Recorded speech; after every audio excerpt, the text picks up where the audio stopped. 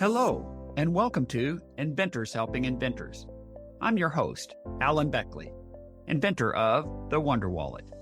If you're an inventor searching for proven ways to make money with your invention, if you dream to see your product selling in stores everywhere, you've come to the right place. There's no better place to get help than from experts, inventors who've already achieved success. Every week, I interview successful inventors, asking them the questions you want to know. Tune in to learn from the experts so you can get your invention out of the tank and into the bank. Welcome to episode number 637. Today, it's Thursday, and that means it's time for another Thursday Thought. Now, if you've been listening to my Thursday Thoughts for a while, you likely know they're generally relatively short, 5 to 6 minutes, and I often try to make them fun and uplifting because as inventors, don't we need some things to feel good, feel uplifting and fun? Because it's a roller coaster, right? So I'm going to break that rule with this particular Thursday Thought. The topic is one that's very important. I don't think it's been discussed enough. And buckle in, this is a little bit longer than what I usually do on Thursday Thoughts. So if you don't want to hear a negative Thursday thought, you may not want to listen to this episode. Okay, so what is your Thursday thought for today?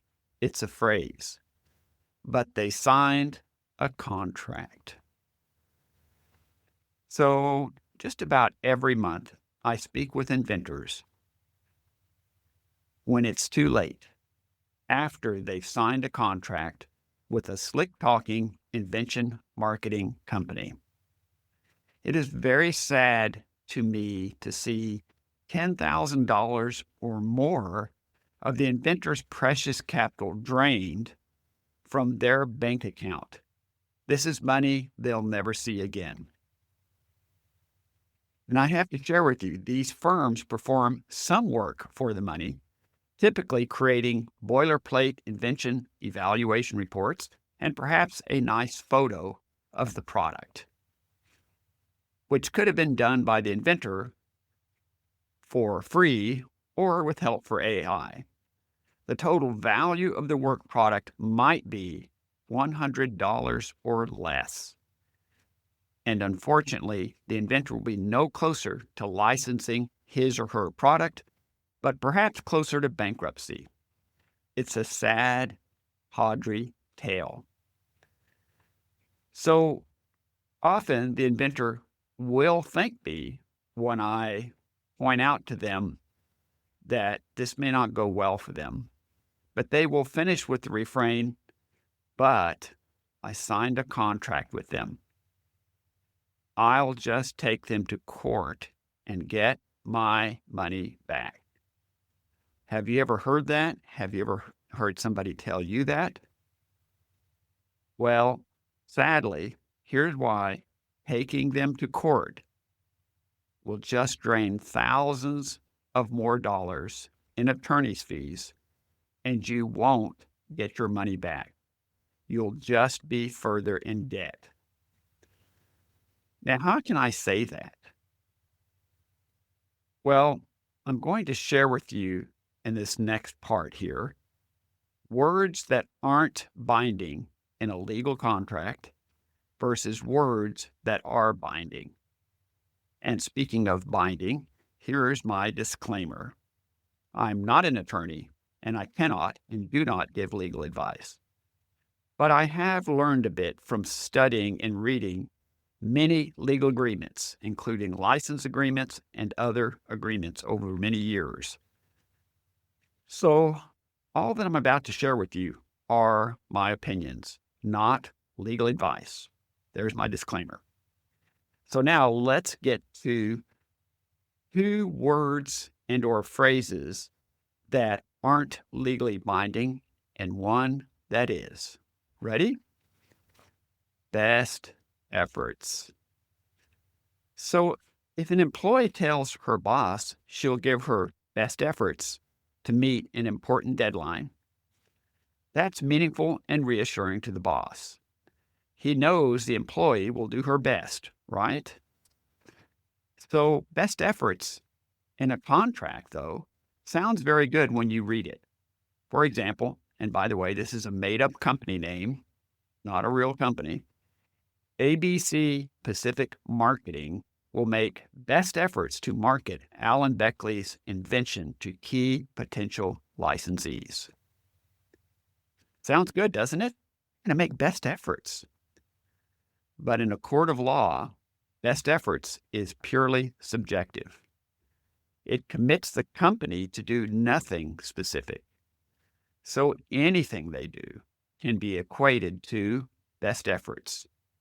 So with nothing specific, there is nothing enforceable, and there is no breach of contract, whatever they chose to do.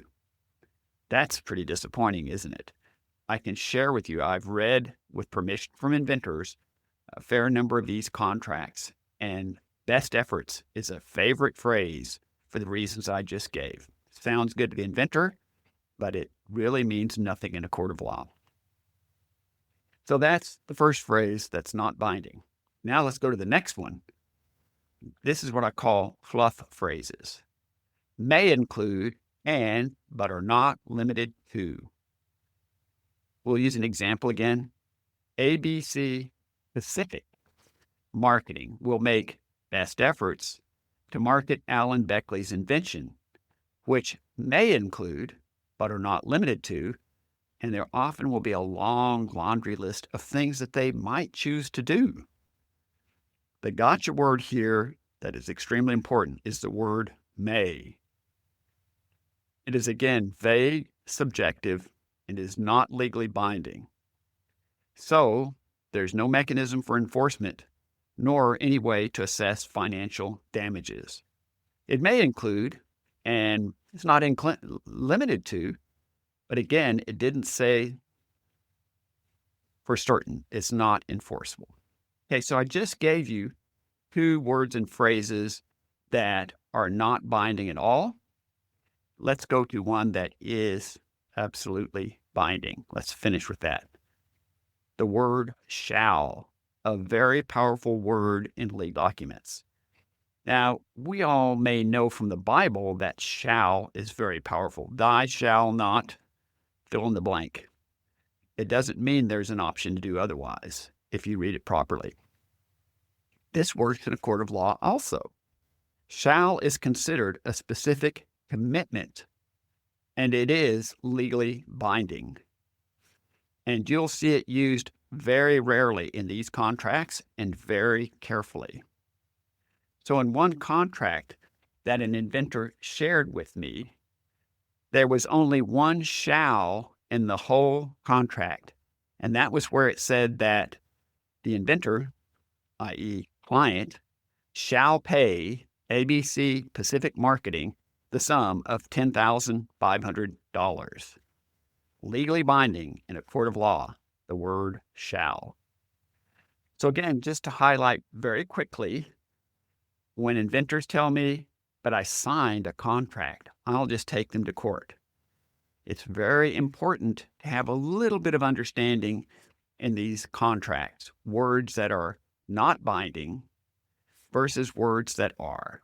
And very specifically, best efforts binds them to do nothing, only binds them to do something, and that can be nothing. May include and but are not limited to.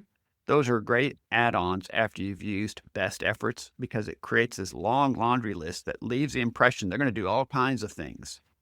And finally, the one binding word that shall control them all is the word shall, which is very powerful in legal documents. By the way, I'd love to hear your comments on this particular Thursday thought. Share with me what you thought about it. Tell me if you felt it was helpful. This was a little bit more of a lengthy one and one that I felt it was important for my listeners to hear. Thanks as always for listening, and we'll be talking to you again soon. Thanks so much for tuning in to Inventors Helping Inventors. If you like the show, please tell your friends about it. Make sure to subscribe in iTunes or wherever you get your podcasts so you won't miss a single episode. Talk to you soon.